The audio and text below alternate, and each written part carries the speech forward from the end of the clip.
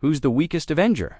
It's a question that sparked heated debates across Reddit threads, YouTube comments, and Twitter feeds for years. Some say it's Hawkeye, armed with just a bow and arrow. Others argue it's Black Widow, relying on spy skills in a world of gods and monsters. But power isn't everything in the Marvel Cinematic Universe. The big green guy can level cities with his bare hands. Thor, the god of thunder, wields the power of storms and Asgardian might. These heavy hitters make Earth's mightiest heroes live up to their name. Remember when Captain America said, "I can do this all day"? He wasn't the strongest. Yet in Infinity War, he was taken out of commission early, leaving the team without one of its strongest members. Does vulnerability in crucial moments diminish an Avengers ranking? They argue over power scaling, comparing feats of strength and acts of heroism. YouTube videos break down frame-by-frame analyses of fight scenes, trying to quantify the unquantifiable. Black Widow was closing the portal, Hulk was smashing, Cap was leading, Iron Man was making the sacrifice play. Each played a crucial role that had nothing to do with who was objectively the strongest. He can shrink to subatomic levels or grow to towering heights. His powers might seem gimmicky.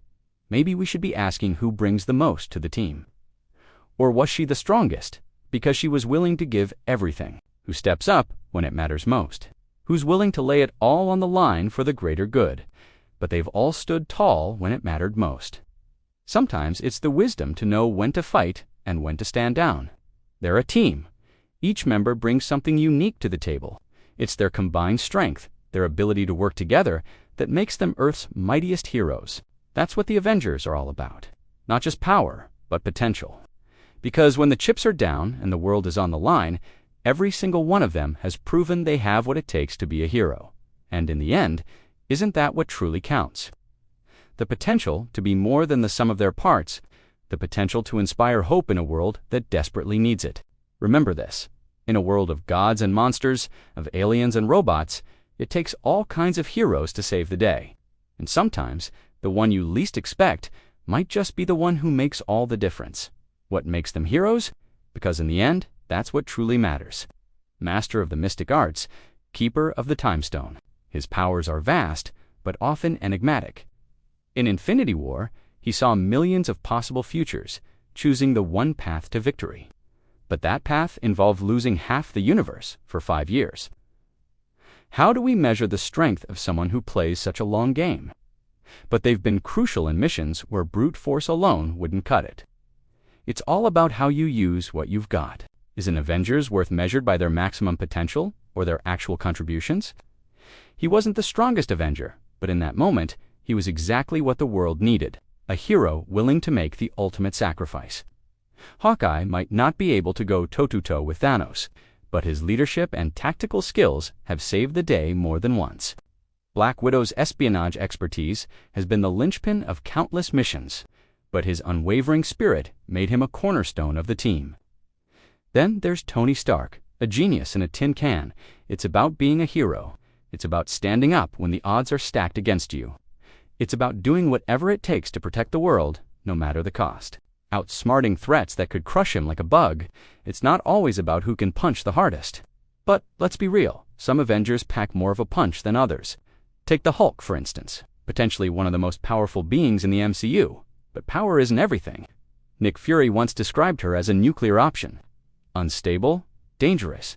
In the Battle of Sokovia, when it mattered most, she hesitated, and people paid the price.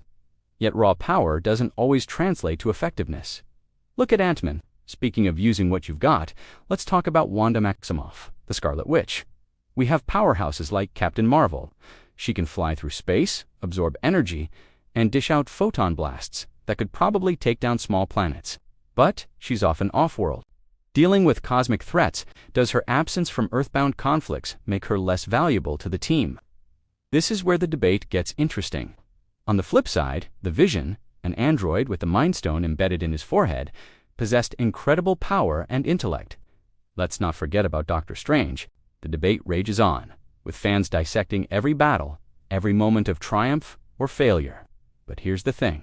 The Avengers aren't just about individual power. Remember the Battle of New York? Hawkeye was calling out tactical info from the rooftops. So, who is the weakest Avenger? Maybe that's the wrong question to ask, because at the end of the day, being an Avenger isn't about being the strongest. Iron Man proved that in his final moments. Facing down Thanos and his army, Black Widow made a similar choice on Vormir. She gave her life so that half the universe could have a chance at being restored. Was she the weakest Avenger? The truth is, strength comes in many forms. Sometimes it's the ability to lift a building. Sometimes it's the courage to face your fears. Every Avenger, from the mightiest to the seemingly weakest, has had their moment to shine. They've all faced overwhelming odds. They've all had moments of doubt. So maybe instead of ranking the Avengers from weakest to strongest, we should be celebrating what makes each of them unique. The next time you find yourself in a heated debate about who the weakest Avenger is, after all, as Nick Fury once said, there was an idea to bring together a group of remarkable people to see if they could become something more. So who's the weakest Avenger? Maybe the real question is, does it even matter?